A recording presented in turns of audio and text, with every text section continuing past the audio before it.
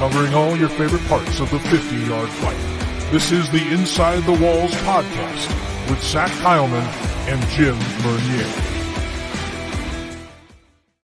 Welcome in, fans of the 50-Yard Fight. This is the Inside the Walls podcast. Zach Kyleman in here, as always, bringing you in for the latest edition of the show and our latest in our preview series. It is NAL Gameday, or episode 119 of the Inside the Walls podcast. Whichever you prefer, we are along for a fun ride here in the 2023 NAL season. Things coming down to the wire. First of 3 weeks that will have some tough competition and some massive playoff implications on the line. Our game of the week in particular is a first of a 2-game series that will definitely have implications for both opposing forces, and we get the final of the 2-game series back-to-back of the Sharks and Preds that will be coming up this week. This time going back to the Shark Tank for the Predators to go on the road just down up the coast up north into Jacksonville, Florida. Before we dive into any of this and get into your media polls and all things alike, let's jump in here with my good buddy, pal, co-host,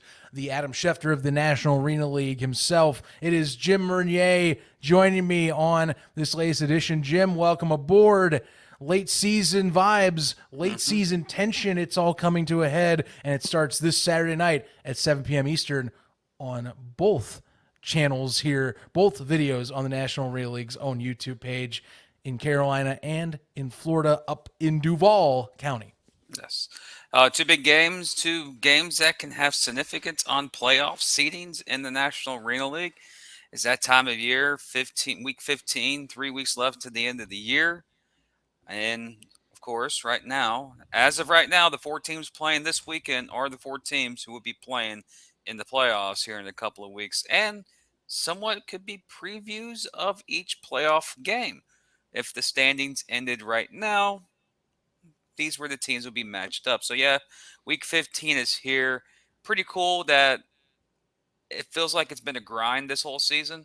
2 episodes a week, interviews left and right. But the playoffs is where the money is made, and we're a few weeks from there.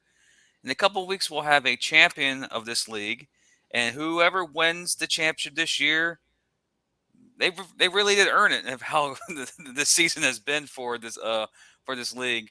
But yeah, week 15's here. We've got 2 games to break down. Got a great matchup against a Gunslinger team that got a few new additions. Let's see if they can make that final run. So it's going to be an intriguing matchup in Greensboro. That's the game of the week, by the way. Forgot it's a game of the week for us, and that is San Antonio and Carolina. Yes, sir. Game of the week, part 1 of 2 of what is probably, I think, for both of these teams, either you're locking things down or you're giving one last chance at going for an ideal playoff seeding if you are the Cobras. So we'll be talking about that here. We'll obviously be getting in touch with this second matchup here for Jacksonville and Orlando. Predators getting a few interesting signings this week to kind of change things around. And a bit unfortunate, we'll touch a little bit more on this, but unfortunate, Dwayne Hollis, short-term IR. Didn't see that one coming, but that is too bad to see a player of his caliber having to sit out. Maybe the way it looks, if it's short-term IR, it might almost be season-ending IR. It could be. Not going to rule that out yet, but it's a little late in the year to be put on that type of designation. We'll talk a bit more on that as we go. In the meantime, though, folks, by the way, follow us on social media, Facebook, Instagram, and Twitter. Still working on Threads. We're figuring that out. It's a weird one, but you might be hearing a little bit of a tune in the background.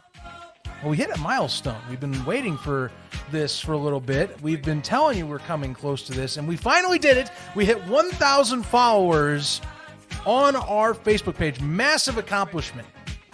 I have never had a show I've been on get this level of attention like this. We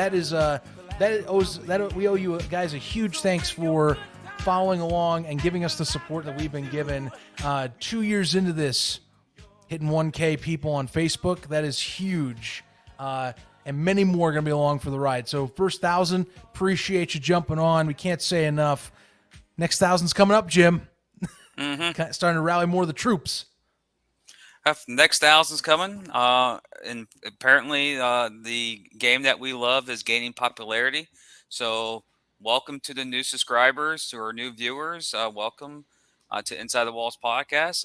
Kind of late, but hey, it's not late to jump on the bus or jump on the train. And I want to say thank you to everyone who's followed us on Facebook, of course, our Twitter is increasing too.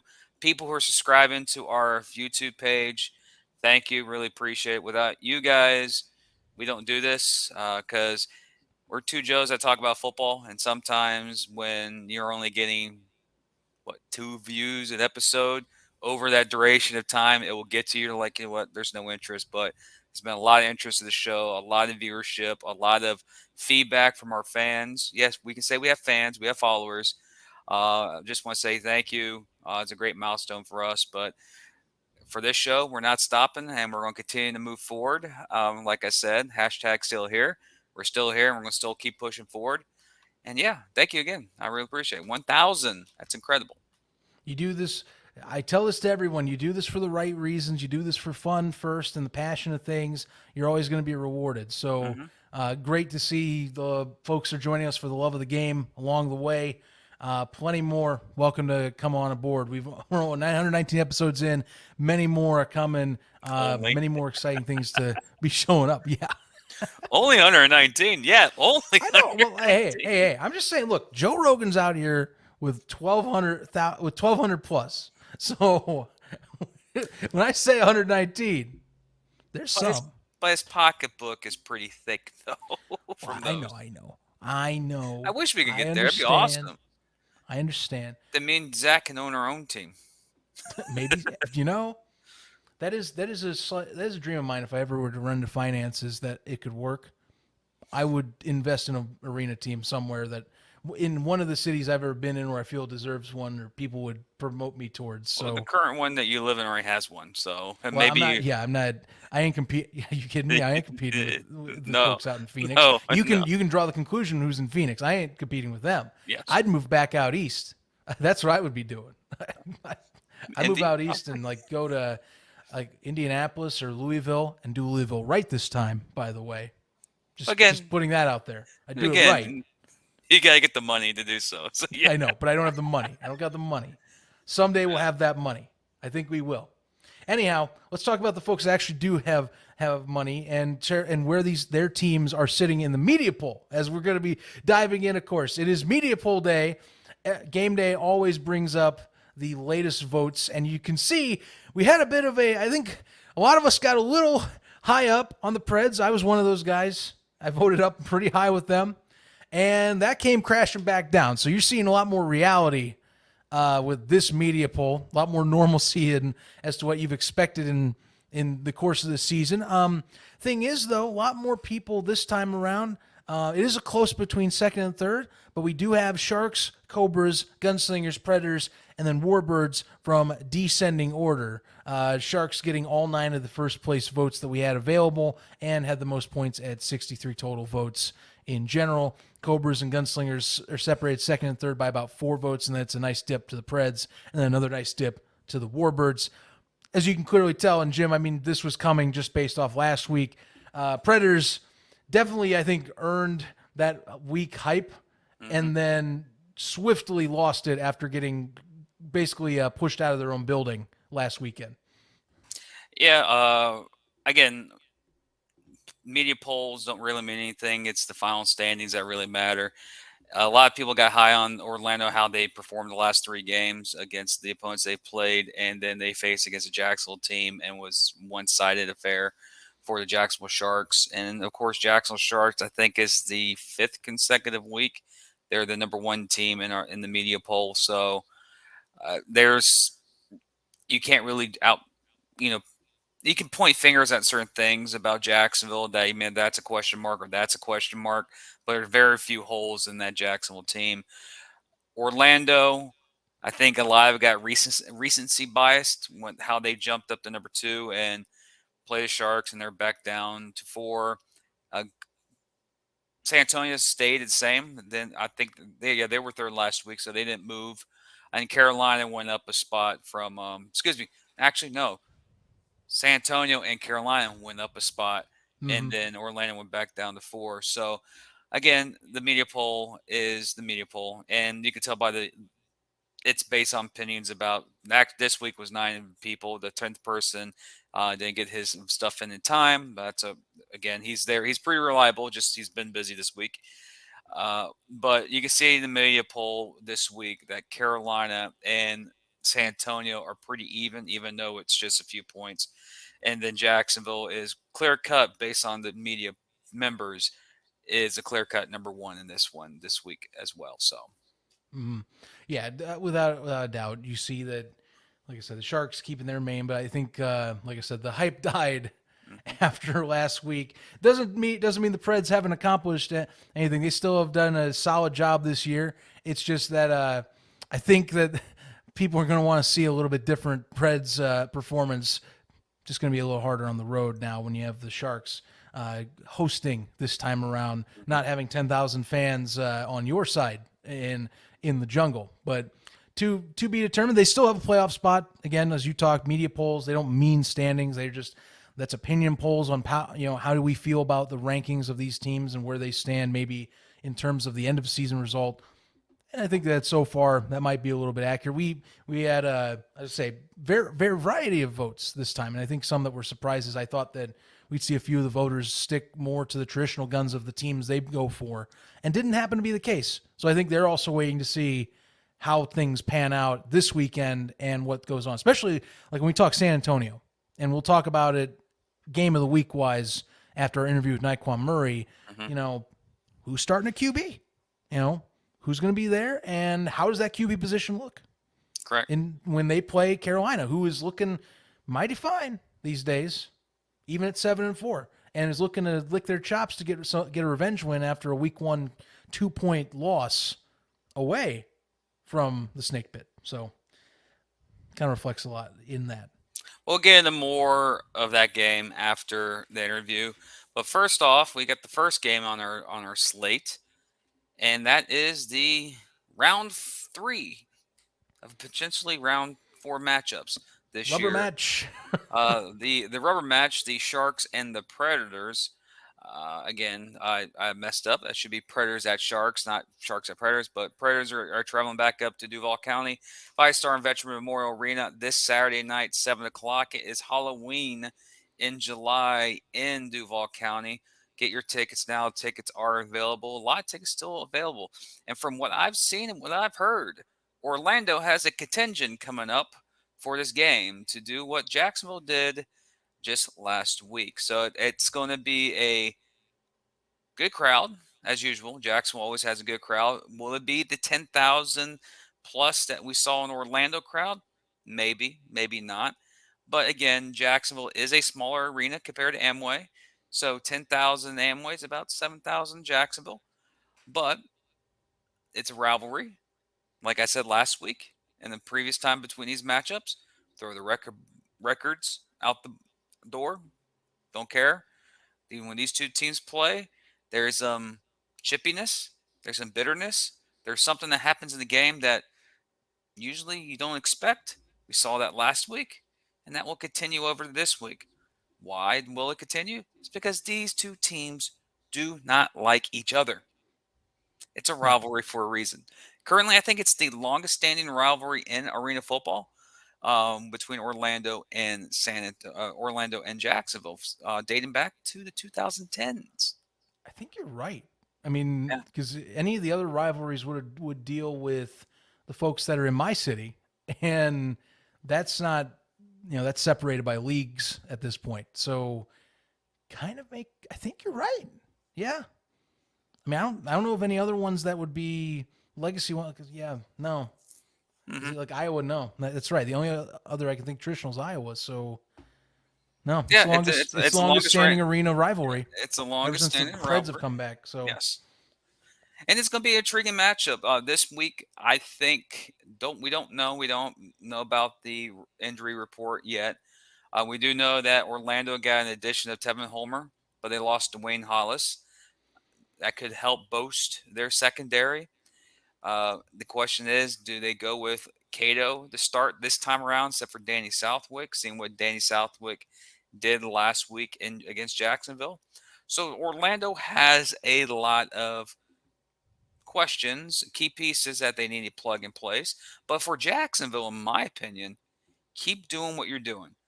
You possibly have the best receiving core between Tamorian Terry, Cam Solomon, Devin Wilson, throw in Jensen, throw in Wade, and you have a quarterback in Sam Castronova who has been on the money ever since he arrived at Jacksonville. If you're Jacksonville, you keep what you're doing. Keep the same game plan. Let your defense get the stops you need and the turnovers you need and get this game and win this game. But this time around, I believe we will not see a 28-point unanswered streak that Jacksonville did last week. Not Because again. I don't think that's No. going to happen. Orlando's going to make adjustments. Orlando's going to be in this game throughout the game. Orlando's a very talented team. Darius Prince did Darius Prince type of things last week, and I expect that to continue. I expect guys like Brandon Cisse to step up a little bit more. I expect Freddie Bufloy to step up more. I expect Nick Hag to keep doing what he does, which is a nonstop motor and just runs over everybody. Even I guarantee he's running around right now, and it's 9 o'clock at night. So He's pumping himself up for exactly. this. This game is, this is the third matchup of the season, and both mediums so far this year had different type of outcomes. Orlando came up here earlier in the year, won by 1 point. They stopped a 2-point conversion by Eddie Brill that made the Predators hold on for the victory in week 4. And then, of course, last week was a one-sided affair by the Jacksonville Sharks going down to Orlando. So back-to-back matchups. Strategy-wise, it's going to be interesting what Jacksonville will do, and it's going to be see how Orlando counters. If Orlando has basically the same game plan, same mindset like they did last week, Jacksonville will toast them again. But I don't expect that. I expect some different key switches, some little changes in strategy. I expect a dog war or draw out war, whatever terminology you want to make. This is going to be a battle for 60 minutes. I think we're going to see more of the first matchup between these two teams than we did last week. And I expect it to be one of those games where you look back about a couple of weeks ago, yeah, that probably could be one of the better games of the season. Again, I said that last week, and it turned out to be a one-sided affair. So don't Yeah. listen to me. For the most part, I'll be honest. Since the Preds have returned, I and credit, I haven't looked directly at the stat line again. I know you have a spreadsheet of this rivalry already set, but it just feels like they play better in the Shark Tank when they play the Sharks than they do in the jungle against the Sharks. I don't know why. Sometimes it's just been like that, but it very much feels like that's just kind of how it goes sometimes for them. At least 2 of the last 3 years, they have gotten wins in the Shark Tank. One of them being, of course, 2021, where they swept the Sharks during that season. This year, getting a win. And then last year, they got swept by the Preds, or the Preds got swept by the Sharks. So, take that as you will. I'm just saying, to me, it seems like better games are played in the Shark Tank with these two. I don't know why. Maybe it's just that the Preds they live up more. They live up more to the underdog mentality. I feel could be wrong. No, But that's not wrong. That's pretty accurate. Usually, we talked to many players in the past, and they said it's better to play on the road sometimes than it is at home. There's not enough at home. You're dealing with the home fans, and on the road, you're the only people against everyone else. So it's you against them, and Orlando. And if you're home, it's your fan base behind yourself. But to answer your question, the all-time series, ladies and gentlemen, between these two teams, they have played a total of 32 times. Jacksonville leads the all-time series 21-11. Jacksonville is 11-6 in VyStar, and then Jacksonville leads both series in VyStar. They're 11-6. In Amway Arena, they're 10-5. So that's the series currently right now between the two teams. Jacksonville leads 21-11. yeah, that'd be clearly still one sided. It's just that I Whoa. just my, Well, recently, Orlando has won 3 times in Jacksonville in the NAL. Pretty recently. yes. they went on a stretch of 4 years where they didn't win one game in Jacksonville in the AFL days. So that's how lopsided. Jacksonville went 5 seasons from I think 2012 to 2011 to 2016 where they didn't even lose to Orlando. They won every single matchup. That's a heck of a stretch. Is So, yeah, in your opinion, even though the stats look like Jacksonville overall has owned this series, but Orlando winning in Jacksonville has been more common in the NAL than it was his previous iteration of the rivalry. So yes, you have good assumptions, sir. just an assumption. just, just maybe just recent viewership. That's just my core memories are that way. I know last year wasn't the case, but what is the case is, unlike last year, Rakeem Cato is in the building. That I think is the piece of the puzzle that I am most fascinated for. Is do they get him playing to start? It is the deal. I will reiterate from our rebound show. I didn't think Danny Southwick, if they benched him, I would say it was more because Cato is the up and comer, more the rising star in the league, and one that I think is more overall talented, not because of his performance the previous week. Again, 2 of those picks, good defensive effort plays on the Sharks' part. You don't expect two balls to get batted up in the air and get picked off back-to-back series the way that was. So, not to mention you have a fumble at the goal line from one of your own receivers. He had one bad interception for a pick 6. I wouldn't mind if Danny got another shot, but I think you go with Rakeem. So I'm expecting Rakeem out there, which I think will help in part keep this game way closer than it was last time around. It'll make things more dynamic because I think you're able to, he's able to evade rushers a lot more. You get a little more free movement with the line, much like how the Sharks benefit from Castronova being able to kind of move side to side a lot better, east-west, or he can go north-south. Rakeem can do that too, but he doesn't like to do that as much as we've seen in games. He likes to buy time rather than be the guy running and getting himself yards on his own if he is choosing. Defensive changes like you're talking, Tevin Homer coming in, that's a great pickup right out of the bat for replacing down players like a Dwayne Hollis, someone that has recently played at Fayetteville with Tevin, who is a solid quality defensive back. They're going to need him to step up. Lonnie Outlaw has been activated again, by the way. Going to need him to really step up right now. Few of those 2 people, I think I'll be watching very closely on the turf to see, is Tevin, I assume, is full ready to go. Lonnie, I just want to see like dominant Lonnie Outlaw again.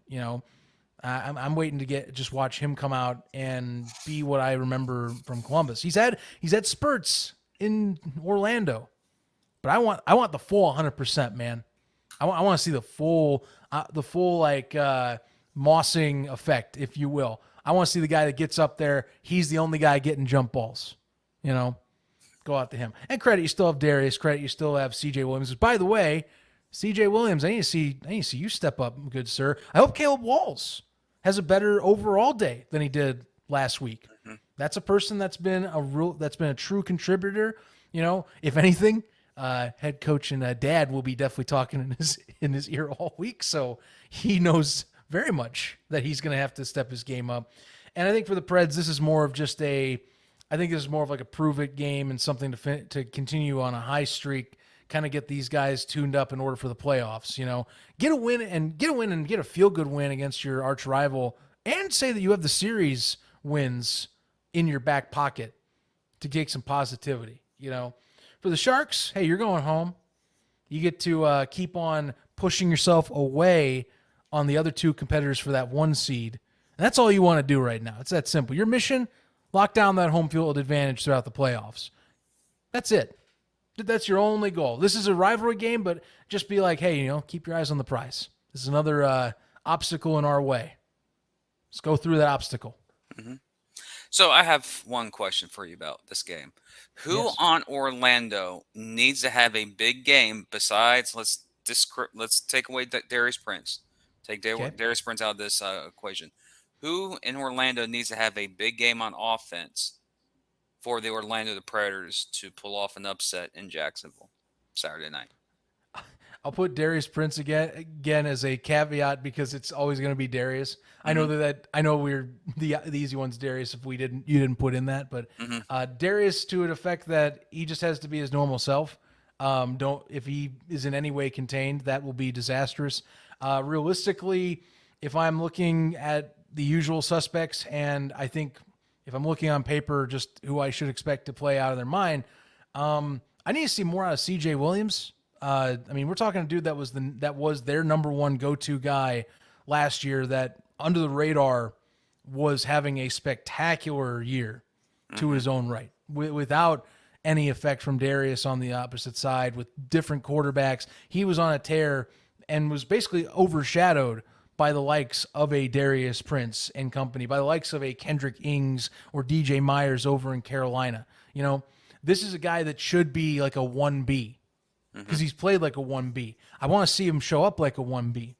So I've got him, quite frankly. I could say Cato, but again, that more depends on if, do we know and do I buy that they're going to start Cato? I can't say for certain, so I can't pick that one. But whoever's behind center, I need to see the 1B receiver show up so that it's not the Darius Prince show. Because even in the Empire's best days when it was Castronova and company, Darius gets his numbers, but you know darn well a supporting actor like a Markel Wade was going to get you a touchdown in like 55 to 70 yards on his own on the opposite side. So that's what I'm looking for from CJ. And that's like pedestrian even compared to what he was putting up last year as the primary target for Orlando. I need to see like a 1 to 2 touchdown night, 55, 70 yards, and then Darius is on the other side burning guys one-on-one so that you're not just having, maybe not say get Jabari Gorman one-on-one. That would be a hard task in itself. But, get someone in that secondary that maybe isn't as comfortable being without a help side defender open. Because you have two receivers that can go one-on-one, get up, and take things away. And I need to see that from CJ. I haven't seen that as much this year. I've actually been kind of surprised by that. I want to see that. This is a defining moment, I think, if you want to kick things in gear. I'm looking at you. I'll be watching you, number 3. You're on my radar. You're my guy. You got to step it up. Are we matching the same guy, or are you feeling different? I kind of want to know. Me? No, mine's a completely different person for Orlando, and it's 3 guys. Honestly, it's the offensive line for Orlando. One, Triple pack. one thing that you saw last week was Jacksonville's front 4 or front 3 completely dominate that line of scrimmage and gave Southwick no time. Even gave Cato at times no time to sit there and watch and look for an open receiver. That's going to be crucial. If they're losing that battle again in this game, we might see deja vu from last week. But that is going to be my key is honestly Brandon Cisse. Can you say Brandon Cisse? He was good on defense, but he was kind of not his norm on the offense when he was playing his tackle position. But I need to see the 3-pack, the offensive lineman, the tight end, the center, up their game more, just a little bit more. Like a little bit more.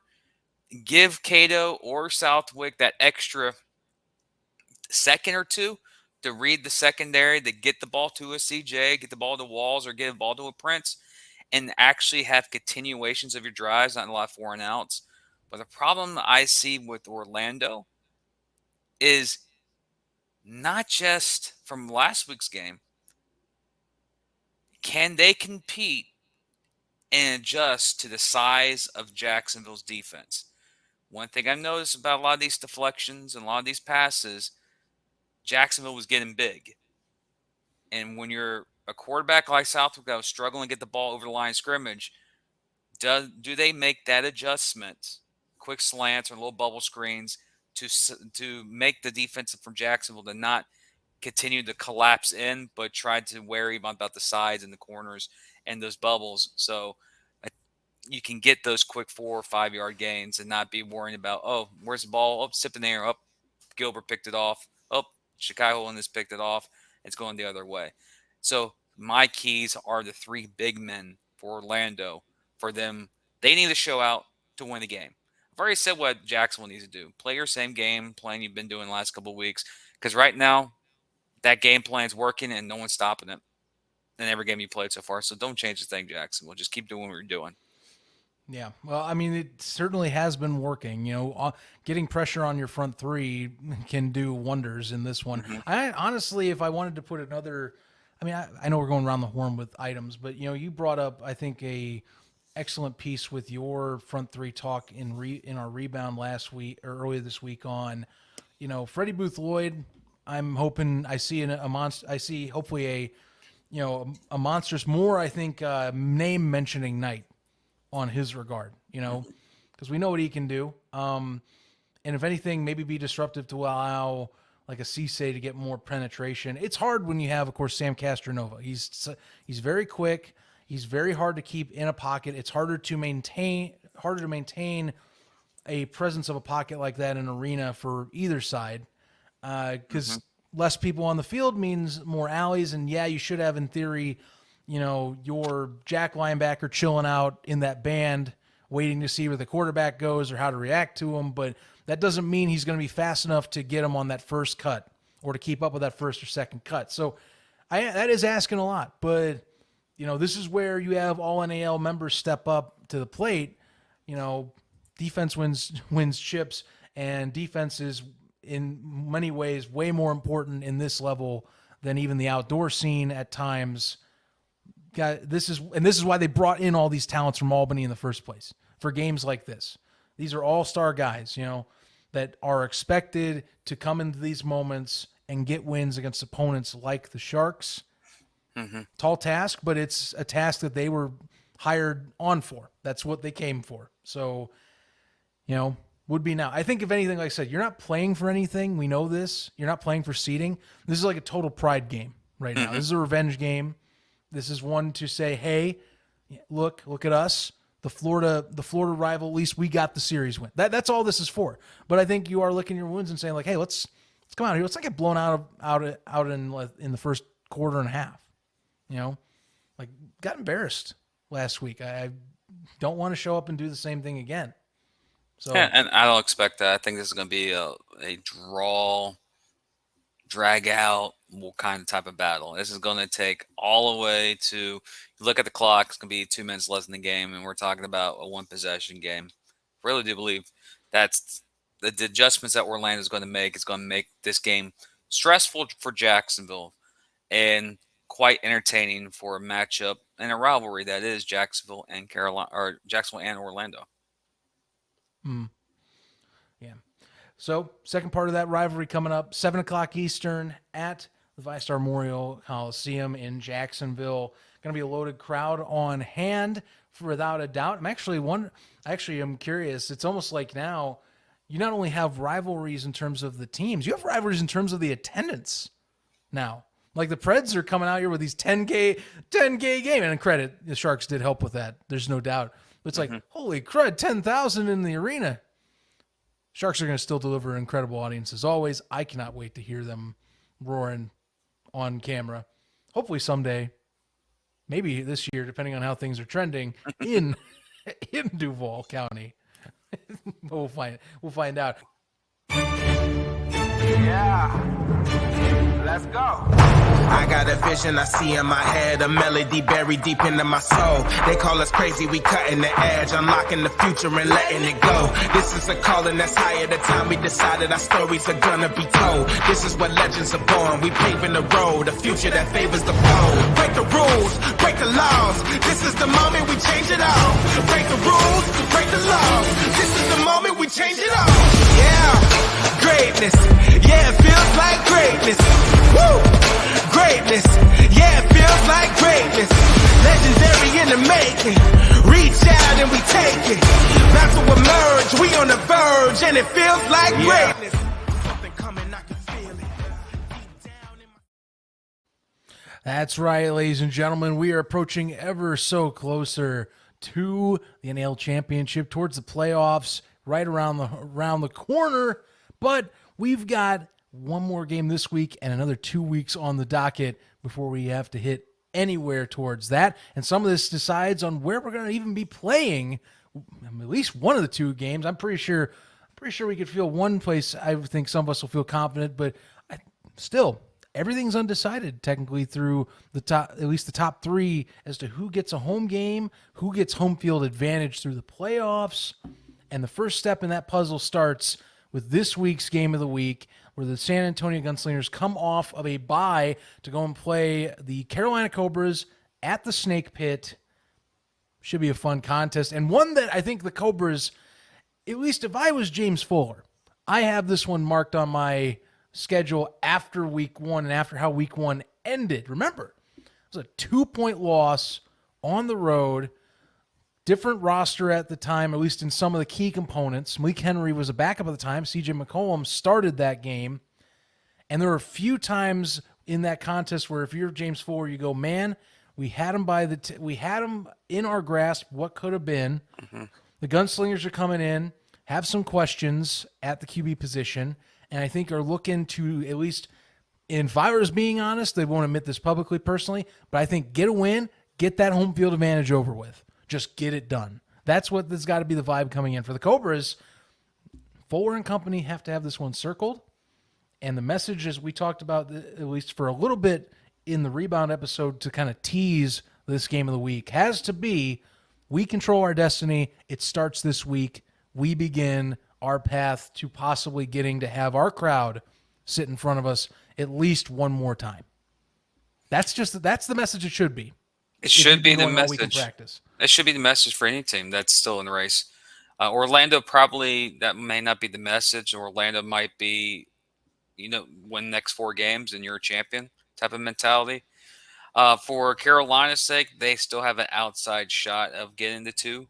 They got to win out with San Antonio losing twice, which will get them a tie. And then it comes down to the very last game of the season against the Jacksonville Sharks that can determine Carolina being the 2 seed in the playoffs.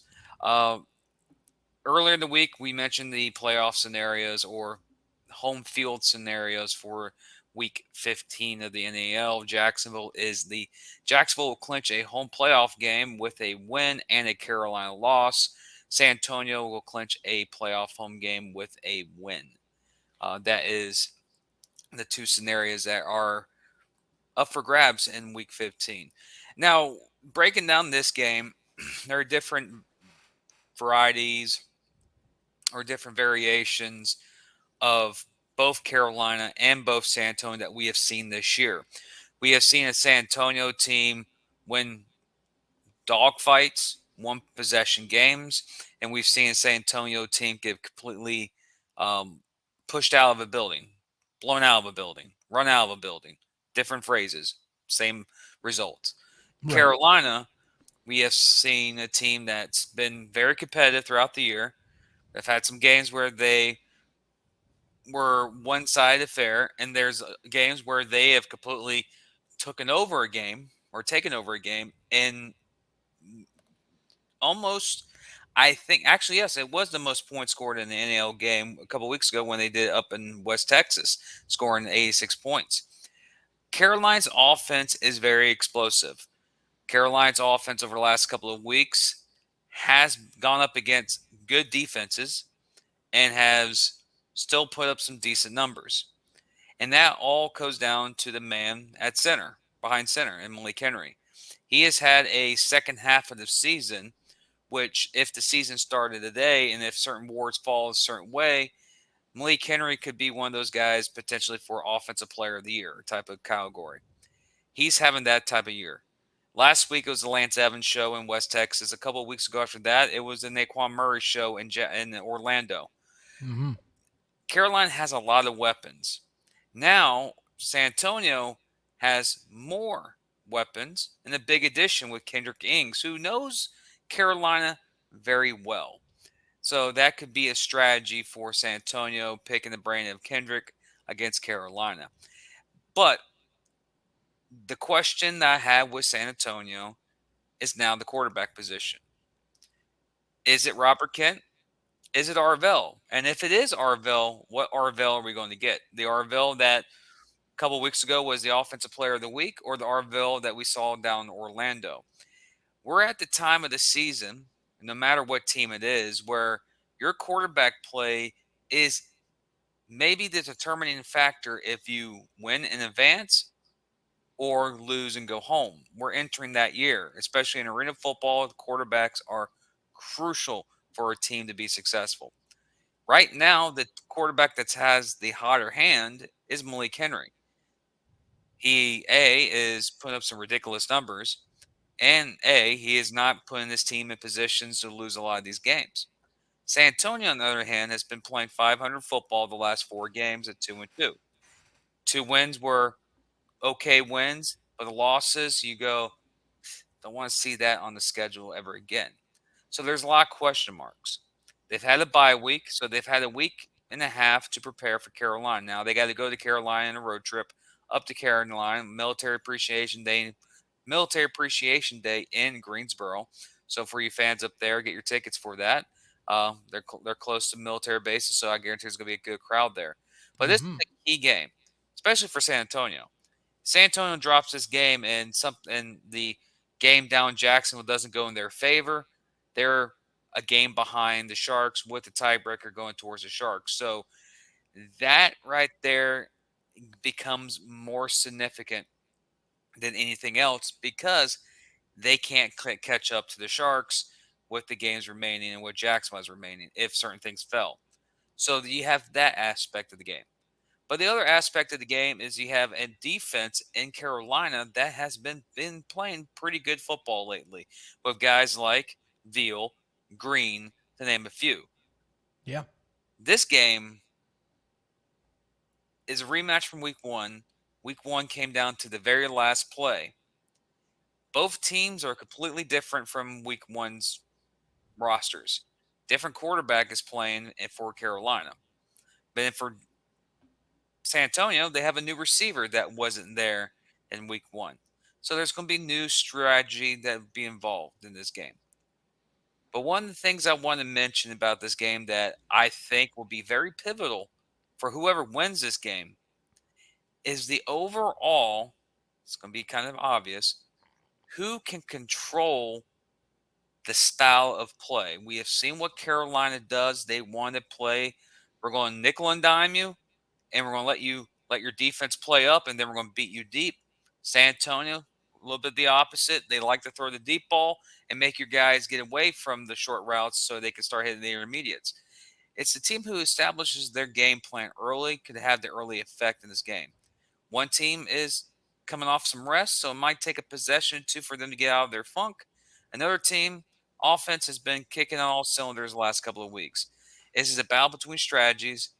And I guarantee you, Coach Fuller looks at that week 1 game and goes, I know what mistakes I did, and I think I can find a way to correct it. And for Shaw, a win, you guys get a home game in the postseason. That's crucial.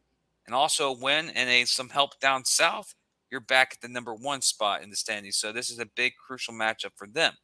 So overall, this game, it's not a game wait for anything. There's a lot of things coming in this game with speculations of postseason, and also with things that we as experts or we as insiders or we as people who are pundits of the league, there are a lot of other storylines within this game that not the average fan will know about, but will be must-see TV once toe hits leather at 7 o'clock in Greensboro this Saturday night. Darn right. Yeah, I mean, you can't understate either the competition that the Gunslingers are in for the 1 seed as well. That is certainly still in play, and that is something that I think it just hinges a lot. That the more the pressure is put on for the QB position, at least choice, is related to how they feel, which one gives them the best chance to possibly swing home field advantage, to kind of rally the end of the season, see if they can keep up and possibly get that chance to surpass the Sharks if they're able to. When we had the original schedules, remember there was a late season contest between the Sharks and the Gunslingers we were going to talk about that adjusted after we had the schedule changes come out later on during the middle course of the year. So that won't be a possibility now. Now it comes down to who doesn't flinch on the schedule. You got to play it perfect. End your season where you're at. If you're the Sharks, you win out, and you either see the Gunslingers slip up or not. Then you get your bidding and your choice to stay at home. San Antonio's got to keep up right with them, and basically see if later on they can get someone to have the Sharks slip up possibly once. Probably the opponent right now they're playing. They hope they can get both wins against them and say, hey, let's hope the Cobras then go down and exact revenge on Jacksonville, and then we become the ones that are saying fortune favors the bold, possibly. But starts this weekend. Simple fact. Like I said, the QB position, I'm fascinated because I can see both arguments. Arvel's been your long-term guy. Robert's the one that you brought in more as a coaching staff member in my eyes and your eyes, but was brought in as a security blanket because of the fact he knows these guys and knows how to run this offense that Coach Sean Company wanted last year and ran it effectively last year. Very much so. So that's the big ticket. I don't mind either one's in, but we know their flaws. Arvel's, at least this year, even more so, a little more turnover prone. Kent, you could argue, when he was at his zenith last season, you could say maybe he's playing better than Arvel, but he's rustier, and it took a few games to get Kent to that point last year. That's the caveat I'm having. Do you trust with a week by week and say you gave him the keys to the castle after your previous contest against Orlando? You go, you know what, Robert? Here, if we're going to do this, we got to pick our starter right away. We give it to you. You get a week plus to get ready. Is that enough to get him set up if he is the case? Because otherwise, Arvel, you could say, Arvel, look, calm down. You're still the guy anyhow, like it's been all year. Let's just focus in on some things and know that it's go time right now. We have to play as close to perfect as possible. If we want what we are trying to achieve, those are the questions, and then those will be the mindsets you are put in with that bye week. And I think one thing that helps with this case, I always am worried about road trips for teams that go across country like this, especially in the arena scene. Good news is they don't have to go and play a game the week after this time. They had a bye week to chill. So there's no, I would say you get a little more cushion to worry about practice and get to stay home a little more. It's not as stressful, in my opinion, I would say, from just, and credit, this is me overviewing a situation like this, but it doesn't seem as stressful to have a week in between that road trip to kind of get things down if you want in practices, or to rest your guys and just let them get maybe a day or two away from the week prior and some of the items that happened in Jacksonville, just how that game went down. Let them clear their minds and say, all right, fresh start when we come in next week. Something along that line. So either way, though, QB decision's huge. They do have Kendrick Ings to lean on for whoever's at QB. That's a massive upgrade in many fronts, not only for offense, but in special teams. I think you can use them, in, like we talked, in so many different ways in terms of if you want to have dual high-quality all-NAL return men, holy crud, that is a nightmare to have if you have to kind of predict who you want to deal with more in the return game. But as an offensive weapon, needless to say, you know what you're going to be getting. I think the biggest piece to discuss in this game for the Gunslingers, though, is the defense. It's a simple fact. I really do believe I have more I think I'm curious about with the Gunslingers defense in this than maybe the Cobras, but that's only because of the QB situation they get to deal with, whereas, the Gunslingers, they have Malik Henry, but, I mean, let's be frank, if Sam Castronova isn't playing at this level, and if Connor Blount doesn't go down earlier in the year, who's number 2 QB in the league right now? It's Malik Henry. Mm-hmm. I mean, he's the de facto 2, and has been playing under the shadow of Castronova's incredible season this year, because he also has been having an incredible year arena-wise. That's a task for any team now. Malik's got it down. He's been frazzled against Orlando a few weeks back, but he's had it all year. He's had that it factor all year. So how do you attack that? You know your opponent, but you know your opponent's going to be a damn good opponent and going to be hard to stop. That's the challenge with any good offense in arena football. Mm-hmm. They're going to score. How do you get that one possession back in your favor? And especially from an offense that is Carolina, they don't turn the ball over recently, and they put up an average of 73.4 points a game the last couple of games. Mm-hmm. So you look over at San Antonio, you haven't really seen an offense that explosive yet that can go counter for counter against Carolina. So there are some issues. So yes, you did say that this is a big game for San Antonio's defense.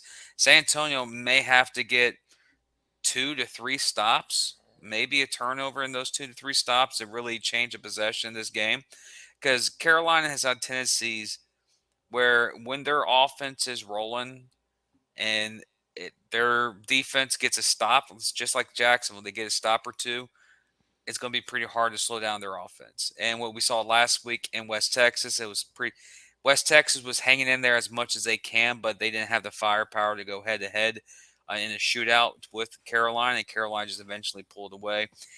San Antonio has talent and has the firepower to go toe-to-toe with Carolina. But the question is, we have not seen that consistency from San Antonio since early in the season, week 2, week 3, week 4 type of. If that team returns this game with a defensive performance that they need to have against Carolina, then we're talking about an exciting game that's coming down to the finish. And like I said in the first game, who I think is going to need to have a big game for San Antonio to win, I think it's definitely going to be whoever the quarterback is. Is Arvell or is it Robert Kent? Whoever this quarterback is needs to play one of their best games of the year, because we know what Malik's going to do. Malik's going to throw for about 6 touchdowns. That's what he does. That's basically what he's been doing all year, each game. You just need a quarterback on your side, either Robert Kent or Arvell, to equal or even outperform Malik Henry. And with guys with the additions of Kendrick Gings, that will help a lot for San Antonio. In my opinion, that's going to be the crucial matchup. Do we see the quarterback position in San Antonio get right this game? Because if San Antonio has big question marks in the quarterback position between their two QBs, that is not a good sign entering the final 2 weeks of the regular season and including the first round of the playoffs. This is the time of year where you ride and you die with the man behind the center. And right now, San Antonio, which one do we get? And which one do they settle with? And which one will they ride with to the end of the year? And that would be my key for this game. And whoever, for San Antonio's sake, to win this game. And for Carolina, the person who I think that's going to have a breakout game is Naquan Murray. I think he is the guy who goes off. If he goes off, Carolina will win this game. So Naquan Murray for Carolina versus whoever the quarterback is for San Antonio. Whoever has the better performance, their team will win, in my opinion. Yeah, I'm thinking that as similar lines. Like I said, if you're gunslingers, you've worked out your kinks. You've definitively picked who you're running with to start. I think that is a huge bonus behind center. That's the main thing, and I think that's what most people are watching for. Just because that battle got opened up in the second half, right at the beginning of the second half last week. So, we'll be looking for that. That'll be the first thing we'll notice on stream is, okay, which one is it? After that, all right, well, we'll know a little bit of the game. Because that's one thing, too, Kent, you lose a bit of mobility as well. The hope is you get a bit more of a clean pocket passer out of that is the deal. So which trade-off do they prefer? We'll see. Now, adding Ings, I don't know. I don't know if that signifies anything. It just means they got a weapon. But, good weapon. A damn good weapon. Exactly. It's a weapon that you have, and you're going to have to use a lot to win this game. So, yeah, good weapon. Good stuff. I think it's time to pick these games, shall we? Pick them? Do we have to pick them? Well, I don't know. Do you want to catch up with me? You're one game behind me. No, yeah, I am a game behind you. It's been tight. Yeah. It's like how last year was, man. Not really last year. Last year I had a 5-game lead on you halfway through the year, and I talked smack, and I end up losing by 1 game. Well, hey, look, I could blow this, so just be ready. I would say sometimes the universe works where things flip around. Justice is served. So stay close by. You're like you're funny enough like the Gunslingers trying to hold tight for that number 1 spot. Yeah, real tight. All right, time for the pick'ems here, ladies and gentlemen. Kicking things off as always with our first game of the two, not the game of the week. I almost said that, but I didn't. The Preds taking on the Sharks, flipping the script on who is the host, as the Preds are now going to travel north up the coast to Duval County to ViStar Memorial Coliseum, taking on the Sharks in the city itself. Sharks coming off a dominant win over the Preds. Don't let the scoreboard fool you. It was Sharks all the way last time. Predators had multiple turnovers, defensive woes because of, let's just say, poor field positioning from said turnovers. And we'll see about the QB talk and battle much in this one, too, and who gets what for the start as the Predators QB. My deal is, as much as I know this will be closer, it will be closer. I don't foresee, as we talked, anything where the Preds are going to get blown out here, but I don't think they win. I got the Sharks, hottest team in the league right now. Has been the hottest team for some time in the NAL. They're just on a different level right now, it feels, than the rest of the league in all facets. And I got to take Jacksonville. And you're at home, even though I know we talked about the Preds seem to play a little bit better in ViStar as of late, as of their return back to the arena scene. I got to take the Sharks. It feels like a championship caliber Sharks team that that I've watched in the past and Jim has seen in the past. So Jacksonville goes to 9-2, one step closer to trying to lock up home field advantage for the 2023 playoffs. I'm going to make this simple. Sharks. Boom. The Sharks, in my opinion, are kicking on all cylinders. Orlando has to make adjustments in this game. I think most likely they're going to have to start Cato. And will we see a better performance by Orlando this time around? Yes. I don't see them turn the ball over 4 times. I don't see them having 5 possessions flipped to Jacksonville and let Jacksonville have their heyday again in Jacksonville. I think this is going to be a lot closer game, a more competitive game. I do think this game is a 1 and 2 possession game in the fourth quarter, and I think it comes down to the end. But Jacksonville and Sam Castronova and Tamorian Terry and Cam Solomon have big games in this for the win, and for the Sharks to win the game and get to 9-2 and just watch what's going on up in Greensboro, because it could be potentially a game where a win and they guarantee themselves a home playoff game. And a playoff game in a Shark Tank is a pretty good place to visit during early August in arena football's landscape. Yeah, hell of a rowdy place to go visit if your team's doing well and your team's in a playoff spot and a home playoff spot for that matter.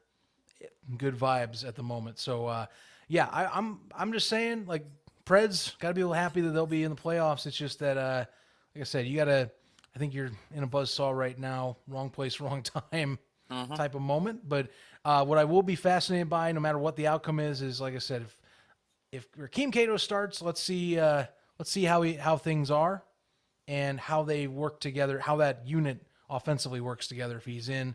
Otherwise, fascinating if Danny gets the nod, and then we'll see if that continues or if they progress in the opposite direction. We'll find out. Game of the week now.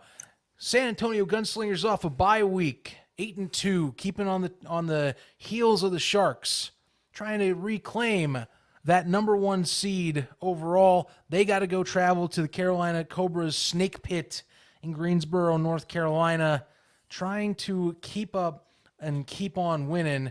Well, at least redeem themselves for a loss 2 weeks prior to the Preds, and to try and avoid a loss in a revenge game for the Cobras. Again, first time these two opponents have met since week 1, and they're both a little bit different since last time we talked about them, and since last time these two faced off over in San Antone. I gotta be honest. I know that records and the like don't show, and I know that the Gunslingers are coming off a bye. My confidence meter is how I'm ruling this decision with this contest. I have the Cobras, not only at home, but also I just feel better about what's going on offensively for Carolina. Personally, Malik Henry, like I said, he's in his zone right now. I would say again, reiterate, the number 2 quarterback in the National Arena League right now. Only one better is Sam Castronova, and Malik has had a hell of a year. Keeps on putting up stats. Keeps on building on what he has established over the course of his short NAL tenure, and is one of the more promising talents that if he's around for a while, I'll have a lot of fun continuing to watch him hit the field wherever he plays. Hopefully even outside the NAL too if he gets that shot. But I digress. Right now, he's one of the staples as to why this team is kicking things off. They got a receiving core that is no slouch either. Nyquan Murray being there, Miles Kelly being healthy, Lance Evans doing his dirty work, and Adam Smith having a hell of a season. One of if not the best he's had in his time frame in arena is showing up. I do think the Gunslingers will make this a game. It'll be a fun game. It's definitely, I think, the one. If I had to pick one to watch and then watch the other one later, I'm picking this one to watch primarily live. And I do think that the Gunslingers, there are ways I can see them winning. I just have more questions about the QB position, and maybe that gets answered. But I got to go with my confidence rating and more certainties. I got to take with the Cobras. Thus, I stick with the Cobras. You stick with the Cobras. That's a very, very interesting pick, sir. Very good pick. I'm a type of person, I look at this game, and I mentioned overall, when you enter in this time of year in arena football, you ride and die with your quarterback. Right now, the hot hand is Malik Henry. And right now, over in San Antonio, what Orville, what Robert Kent, what type of quarterback are we going to get? Right now, I think this is going to be a very competitive game. I really do. I think it's going to come down to there's going to be some quirkiness in this game that's going to keep one of these teams in this game. But right now, I have to pick Carolina based on just recency of the Carolina Cobras over the last couple of weeks with their offense and how their offense is looking pretty dang good, especially when they played Jacksonville and lost a couple of weeks ago, and especially how they played Orlando a couple of weeks ago with that offense. Their offense is not the issue in Carolina. For San Antonio, it comes down to the quarterback play. But I do like the addition of Kendrick Ings. I think Kendrick Ings does keep them in this game. I think Kylie Rashad, Kendrick Ings, Philip Barnett, and Reynolds is a very explosive combination. And I think San Antonio will get those guys going here to the end of the year. But right now, I think Carolina and San Antonio in this matchup, I'm going to say it right now. I think they split the next 2 games. I think Carolina wins this matchup and they return to San Antonio next week. I think San Antonio ends the season on a high note with a win at home against Carolina. I think this is going to be a season, not series split. They play 3 times so far. I just think right now Carolina's the better team. San Antonio's traveling to Carolina. It's going to be very tough against that Carolina team that's being very explosive. Again, what you said, Zach, about the receiving core. Right now, that's a receiving core where you look at and go, any one of those guys can go off any night. Lance Evans, Adam Smith, Miles Kelly, and Naquan Murray. And it all comes down to Malik Henry. Malik Henry has been a dynamic quarterback for them this year, been very on point, has not put their team in position to lose games. They're 7-4 right now. They're a 3 seed as of right now, but the last couple of weeks, they're playing like a top 2 team in the league, especially with the offensive juggernaut they are. A couple of guys I've mentioned before in this game, in the previous breakdowns for Carolina, the dudes. Ziegler, Jones, Zach Brown. Those are guys that you're going to hear in this game. But right now, until I've been proven otherwise, the concern for me is on the San Antonio side of the field, and it's the quarterbacks.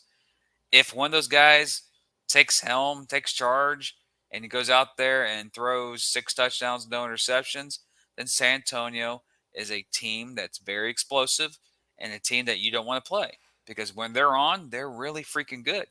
But when there's question marks, right now, what we've seen in the last couple of weeks, there's some concern. But right now, I think this game is a game of the week for a reason. There's a lot of storylines coming out of this game.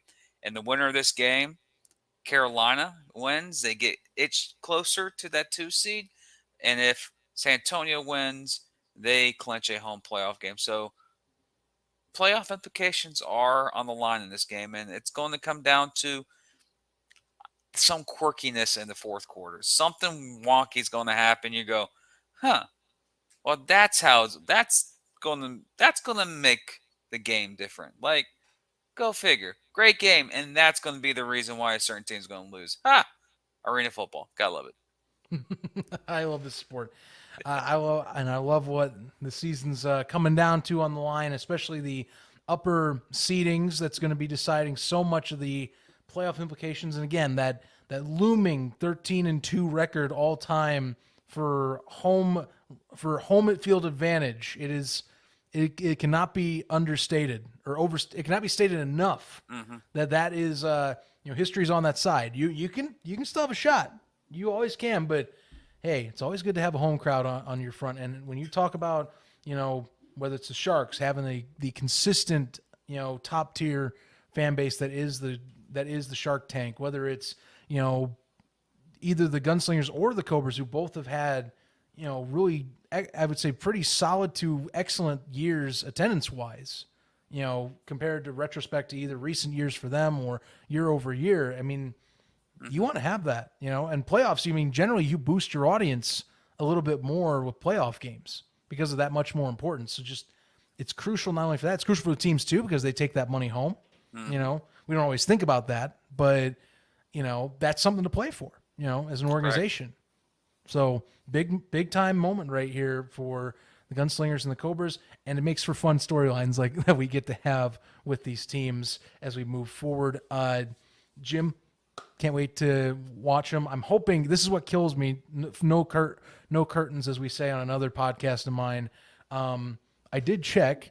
My work schedule makes me work through these games until basically the fourth quarter. So I sadly will be missing some of that convo, but I will definitely be catching up with you at the end to go, wow, what about this score? And then I will gladly be doing my recaps because I can't wait to talk about them. Like I said, these will be fascinating games. And the Gunslingers Cobras one, I'll be watching that right after work. That'll be my evening activity come late night Saturday night after I get home from a long day. Yeah, you don't want to miss any of the action this week, bro. Even though we got 3 weeks left, postseason's on the line, playoff position is on the line, home field advantage is on the line. A lot of stuff's happening this weekend. Great action, but remember, for you out there to keep up on the up-to-date information of the National Arena League and Inside the Walls, visit us on Twitter, Instagram, Facebook, and Threads. We're still working on that. Even the people on Threads don't know what's wrong with our stuff because our email and password actually is correct. They don't understand what's working. What?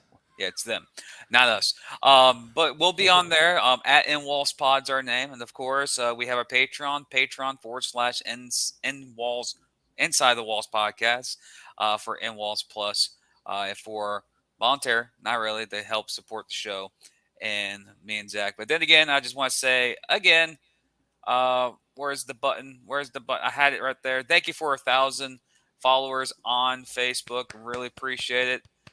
That's a big time achievement. I did some surveys, not really surveys. I did some research.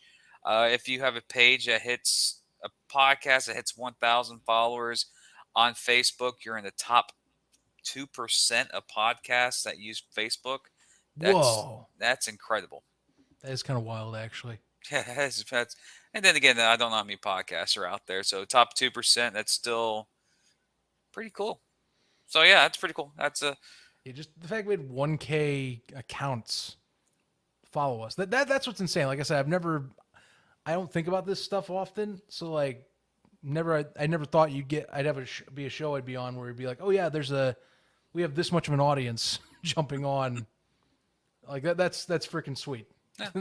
And it's because of you. It's because of me. It's also because our listeners and our followers who keep coming to us for information about the National Arena League and arena football. That's been pretty active lately, but we've been here for a couple of years now. So, and we'll be here next week and the week after that and the week after that and then the championship week. So it's a good, fun time in this game. And we got 2 great games this weekend, followed by next weekend. It's going to be some more playoff implication teams or games. Excuse me. Teams already set.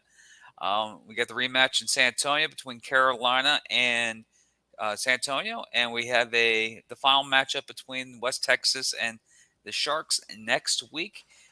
So based on that, I think next week's game of the week is both of them because they're going to be so crucial for final playoff scenes probably. So we'll figure that out for next week's show. But right now, yeah, double feature.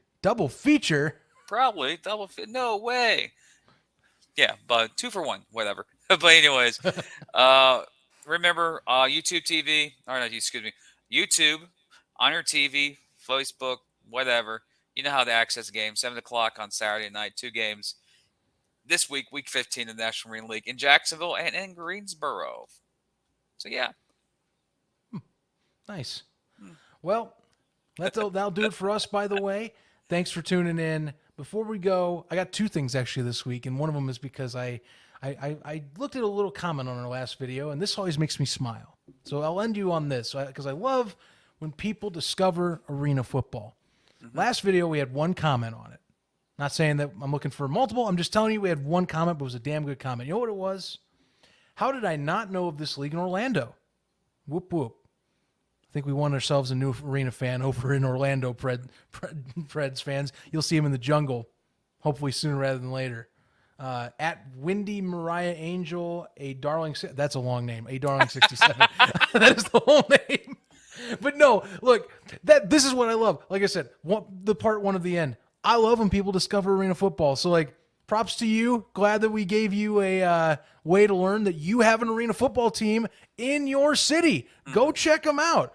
Even if the season's coming close to an end, if you have any chance, look into next year as well. Start planning. Or take the hour drive north this Friday night for Sharks and Preds. Yeah, whatever you want to do. I mean, sadly, there are no more home games at Amway this year, so that's the darn shame. But start looking into things because, trust me, it's a fun time. 10,000 people showed up to that final home game. It's growing back again in Orlando. I'm glad that people are learning through this show. So, number 1, congrats to you. Glad we helped you learn about that. 2, remember, people, you got 1 rule to follow. Remember 1 thing before you go. Don't be a jack out of the box. As always, until episode 120. Wow, 120. Yeah. NAL Rebound, week 15, episode 120 coming next week, everybody. Stick with us. We also might have a bonus episode still. We are working things out. Sometimes stuff doesn't always work out. So stay with us. I noticed we didn't have an interview this episode, but you might get a surprise. Possibly tomorrow or early Saturday before the game. So, as always, stick to this channel. Click that bell. Remember, don't miss anything. It builds morale. Catch you next time, everybody, on whatever episode's next. We'll see you soon. Good night. Good night. Yeah. Let's go. I got a vision I see in my head, a melody buried deep into my soul. They call us crazy, we cutting the edge, unlocking the future and letting it go. This is a calling that's higher. The time we decided our stories are gonna be told. This is where legends are born. We paving the road, a future that favors the bold. Break the rules, break the laws. This is the moment we change it all. Break the rules, break the laws. This is the moment we change it all. Yeah, greatness. Yeah, it feels like greatness. Woo! Greatness, yeah, it feels like greatness. Legendary in the making. Reach out and we take it. About to emerge, we on the verge, and it feels like greatness. Something coming,